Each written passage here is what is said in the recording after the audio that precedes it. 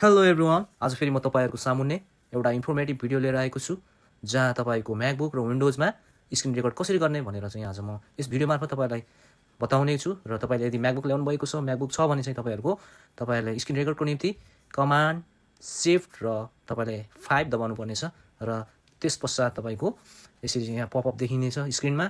र तपाईँले यदि यहाँ देखाए अनुसार जसरी यहाँ देखिएको छ यहाँ चाहिँ रेकर्ड गर्नको निम्ति तपाईँहरूले यो दुई किसिमको छ।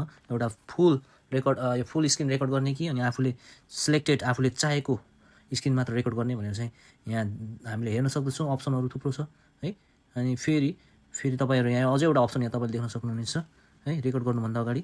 र तपाईँले यस रेकर्ड गर्दाखेरि चाहिँ यहाँको यो अप्सनलाई क्लिक गर्यो भने चाहिँ तपाईँले यो अप्सन क्लिक गर्नुभयो भने चाहिँ तपाईँको साउन्ड पनि यो भिडियोमा चाहिँ एड भइरहेको हुन्छ, भोइस पनि। अनि यदि तपाईँले भोइस चाहनु हुँदैन भने नअन गरेर तपाईँले यसरी यो भिडियो मात्र रेकर्ड गर्न सक्नुहुनेछ।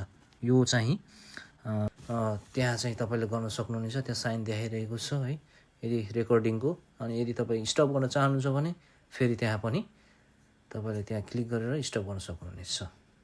र यो भयो म्याकबुकको विषयमा स्क्रिन रेकर्ड। विन्डोजतिर हामी लाग्नेछौँ है त। अनि फेसको लागि तपाईँहरूले आफ्नो विन्डोज ल्यापटपमा तपाईँले यसरी चाहिँ विन्डोज की होइन सिफ्ट र तपाईँले आर दबाएर एकपटक तपाईँले स्क्रिन रेकर्ड गर्न सक्नुहुनेछ। यो भयो विन्डोज सम्बन्धित। अनि तपाईँले कुन पोर्सन चाहिँ अनि कति भाग चाहिँ तपाईँहरूले रेकर्ड गर्न चाहनुहुन्छ त्यहाँ आफूले सिलेक्ट गर्ने होइन। अनि यो अहिले मैले चाहिँ यहाँ यसरी क्रसरले चाहिँ फुल स्क्रिन रेकर्डको लागि यसरी क्रसर ताने होइन। अनि यसरी नै तपाईँहरूले यसरी स्क्रिन रेकर्ड गर्न चाहनुहुन्छ भने यो प्रकारले तपाईँले गर्न सक्नुहुनेछ। यो भयो चाहिँ विन्डोजको।